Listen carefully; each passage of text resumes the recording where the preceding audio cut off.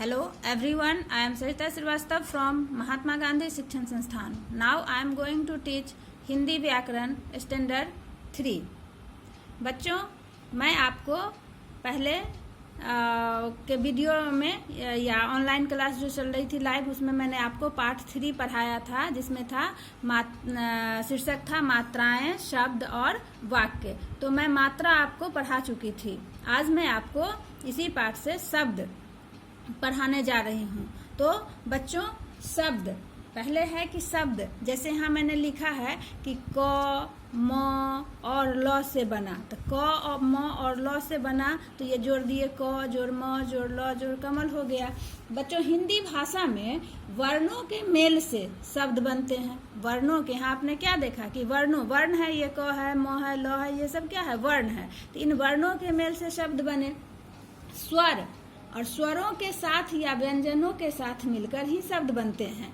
वर्णों को किसी भी क्रम में मिलाने से ही शब्द बनते हैं। बच्चों, शब्द बनाने के लिए वर्णों का एक निश्चित क्रम में जुड़ना और उनका कोई अर्थ निकलना आवश्यक होता है। बच्चों, अगर अर्थ नहीं निकलेगा तो वो हमारा शब्द नहीं बन सकता है। तो इस तरह आपने देखा कि हमने यहाँ पे इन वर्णों को जोड़ा, जैसे क है, म है और ल लिया। इन 3 वर्णों को लेकर मैंने बनाया कमल। उसी तरह गु जोड़ ला जोड़ ब मिलाकर हमने बनाया गुलाब। अब कमल और गुलाब का मतलब तो आप जानते हो, कमल फूल का नाम है, गुलाब फूल का नाम है, तो ये एक अर्थ रखता है अपने आप में। अब इसी तरह से इसी वर्णों को अगर हम अलग तरह से जोड़ते हैं तो क्या बनेगा, म जोड़ क जोड़ ल, क्या बन गया, मकल। ला जोड़ गु जोड़ ब, तो क्या बन गया, लागूब। तो ये लागूब और मकल कोई अर्थ नहीं बता रहे हैं। इनको इन शब्दों से कोई अर्थ ही नहीं निकलता है, इसलिए ये शब्द नहीं है। तो बच्चों, शब्द का परिभाषा क्या हुआ कि वर्णों का ऐसे निश्चित क्रम में जुड़ना, वर्णों का ऐसे निश्चित क्रम में जुड़ना जिसका कोई अर्थ हो, शब्द कहलाता है। तो ये शब्द की परिभाषा हुई। या फिर शब्द को ऐसे भी आप परिभाषित कर सकते हो कि वर्णों के सार्थक समूह, अर्थात जिनके अर्थ हो, शब्द कहलाता है। मतलब साधारण सा परिभाषा अगर इसका आप देना चाहते हो तो आप कह सकते हो कि वर्णों के सार्थक समूह शब्द कहलाता है। सार्थक का मतलब ही होता है कि जिसका अर्थ हो, शब्द कहलाता है। तो बच्चों, शब्द बिना मात्रा के भी होते हैं और मात्रा वाले भी होते हैं। शब्द बिना मात्रा के भी होते हैं और मात्रा वाले भी होते हैं। जैसे बरगद है, अजगर है, कलम है, महल है इत्यादि, ये सब बिना मात्रा के शब्द हैं। वहीं गुलाब, पंछी, खिड़की इत्यादि शब्द जो हैं बच्चों, वह मात्रा वाले शब्द होते हैं। अब है बच्चों कि शब्द के भेद।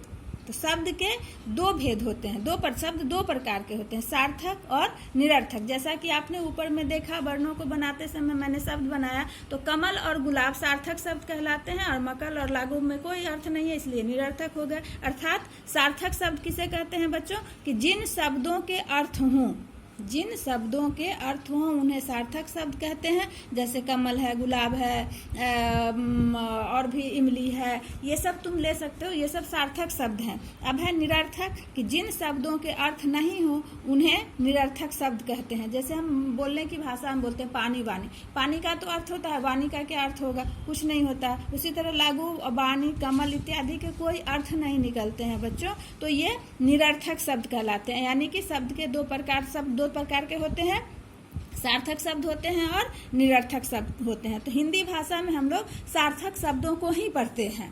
अब है बच्चों कि वर्ण में र भी एक वर्ण है बच्चों। तो र का अन्य वर्णों से कैसे जुड़ता है, कैसे र अन्य वर्णों के साथ जुड़ता है, तो ये ध्यान देने वाली बात है कि अ हमेशा आधा अरहित जो होता है, अर्थात आधा र को कैसे लिखेंगे। तो र पहले बोलते हैं किसी में और किसी में र हम बाद में बोलते हैं। किसी शब्द के साथ अगर र लगा हुआ रहता है तो कहीं कहीं पर हम र को शब्द से पहले बोलते हैं और कहीं पर शब्द से के बाद बोलते हैं। तो बच्चों, जिस शब्द में वर्ण के ऊपर र लगा हुआ रहता है, वर्ण के ऊपर शब्द ये र लगा हुआ रहता है, उसको हम शब्द से ये उस वर्ण से पहले उसका उच्चारण करते हैं। जैसे यहाँ पर देखो पर्वत, यहाँ लिखे पर्वत, यहाँ पर देखो ये ब के ऊपर र, इसको अगर हम विच्छेद अलग करेंगे तो प जोड़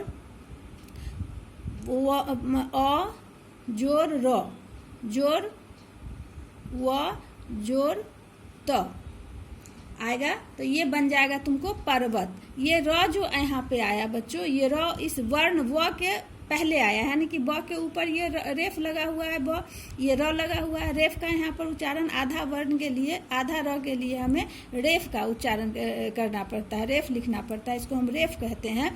तो ये वो वर्ण से पहले आया इसका उच्चारण। वहीं पर कुछ र जो होते हैं वह वर्ण के नीचे लगते हैं। जैसे हमको यहाँ पर ग्रह लिखना है, ग्रह, तो यहाँ पर ये ग और जोड़ र जोड़ अ जोड़ ह ऐसे लिखेंगे, तो यहाँ पर ये र जो है ग्र, तो ये अ के यानी कि ये अ जो वर्ण है, अ यानी स्वर वर्ण है, ये स्वर वर्ण से पहले र का उच्चारण हुआ। तो ये जब नीचे जब ये र लगता है तो ये इसको हम र पदेन कहते हैं। इस तरह के जो र का चिन्ह रहता है बच्चों, इस तरह का र का चिन्ह, इसको हम र पदेन कहते हैं। और एक र इस तरह से हम लिखते हैं, जैसे ट्रक हमको लिखना है ट्रक, तो ट में इस तरह का र लगाते हैं बच्चों, तो ये नीचे लगता है, वर्ण के नीचे लगता है, तो इसको भी हम र पदेन के रूप में पढ़ते हैं। इसको हम कहते हैं र पदेन, र पदेन। तो ये र पदेन जो होता है बच्चों, वह र वर्ण र जो है वह वर्ण के नीचे लगता है, कुछ र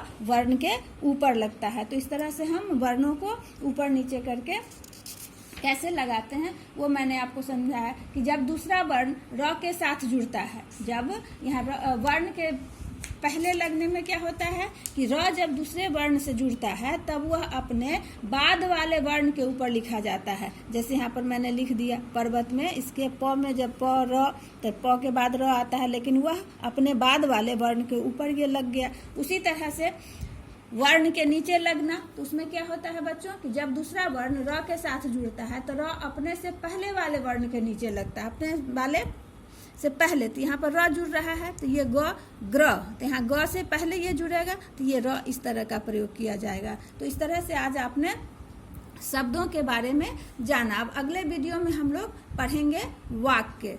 धन्यवाद।